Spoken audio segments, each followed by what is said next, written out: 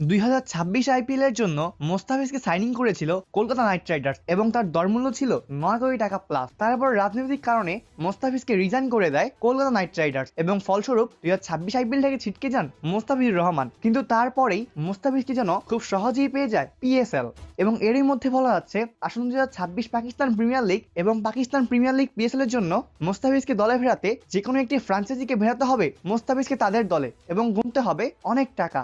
Apurba Das, ফ্লেভাস news.